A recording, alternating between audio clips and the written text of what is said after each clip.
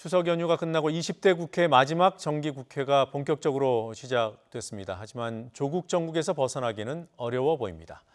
야당의 총공세 예고에 여당이 적극적으로 방어에 나서면서 이미 여야가 합의한 의사 일정이 차질을 빚지 않을까 우려가 나옵니다. 국회 연결합니다. 최민기 기자. 네, 국회입니다. 네, 오늘은 여야에서 어떤 입장들이 나왔습니까? 네, 추석 명절이 지나고 정기국회가 내일부터 본격적으로 시작합니다. 정치권은 조국 정국의 본격적인 2라운드의 문을 열었는데요. 여당인 더불어민주당은 야당의 조국 총공세를 의식한 듯 이번 정기국회의 성과는 정쟁이 아닌 민생이라고 강조했습니다. 이해찬 대표도 이번 정기국회는 민생국회가 되도록 최선을 다하겠다며 조국 정국에 휘둘리지 않겠다는 뜻을 분명히 했습니다. 직접 들어보겠습니다.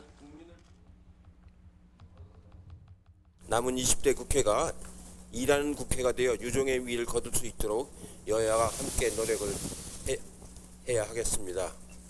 여당은 민생국회, 경제국회, 계획국회가 되도록 최선을 다하겠습니다.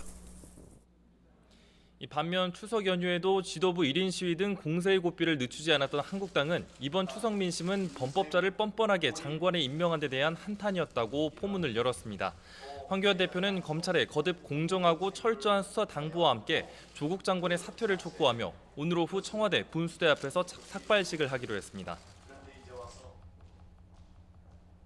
조국 권력형 게이트의 모든 진상을 밝히고 이 땅의 공정과 정의의 가치를 반듯하게 세우기 위해서 국민과 함께 끝까지 맞서 싸울 것입니다.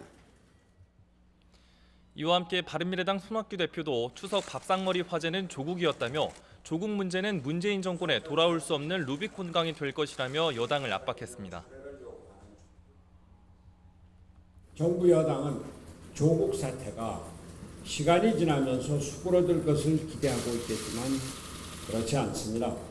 조국 장관의 문제가 문재인 정권에 돌아올 수 없는 루비콘강이 될 것입니다. 이런 가운데 앞서 여야 3당 원내대표는 오전 11시쯤 정기국회 의사 일정 등을 협의하기 위해 1시간가량 회동을 했습니다. 조국 장관의 교섭단체 대표연설 출석 문제를 놓고 여야가 대립하며 회동은 소득 없이 끝났는데요. 한국당과 바른미래당은 부적절한 조국 장관의 참석은 절대 안 된다고 주장했고 민주당은 야당의 부당한 요구는 받을 수 없다며 예정된 대표연설 일정은 그대로 가야 한다고 맞섰습니다. 당장 내일 시작하는 교섭단체 대표연설 일정부터 삐걱대는 가운데 야당은 오는 23일부터 시작하는 대정부 질문 일정도 문재인 대통령의 미국 방문 일정과 겹쳐 일부 장관이 동행하는 만큼 미루자는 요청도 내놓은 상황입니다. 이에 따라서 오후 3시 45분부터 재개되는 여야 원내대표 간 협상도 쉽지만은 않을 것으로 보입니다. 네, 조 장관 일가에 대한 검찰 수사가 한창인 상황에서 법무부와 여당이 피의사실 공표 금지에 대한 어떤 방안을 추진하고 있더군요. 여야가 이 부분도 충돌하고 있던데 어떤 내용입니까? 네, 여당인 민주당과 법무부는 모레 피의사실 공표 금지를 골자로 하는 사법개혁 당정협의를 추진하고 있습니다. 이 자리에는 취임 이후 처음으로 조국 장관도 국회에 나와 이 검찰의 피의사실 공표 관행의 문제점을 강조할 것으로 보입니다. 이 앞서 민주당 지도부도 검찰이 조국 장관 관련 수사에 대한 피의 사실을 외부에 유출하고 있다며 이 문제를 바로잡겠다고 밝혀왔습니다. 이에 대해 야당은 비판 수위를 높이고 있는데요. 한국당은 수단과 방법을 가리지 않고 조국 법무부 장관 관련 검찰 수사를 방해하고 있다며 감찰 지시를 빌미로 조국 장관 본인이 직접 수사에 개입하겠다고 하는 것이라고 해석할 수밖에 없다고 비판했습니다. 이처럼 국회 일정 모든 사안이 조국 장관과 맞물려 있는 만큼 여야의 힘겨루기는 한동안 계속될 것으로 보입니다.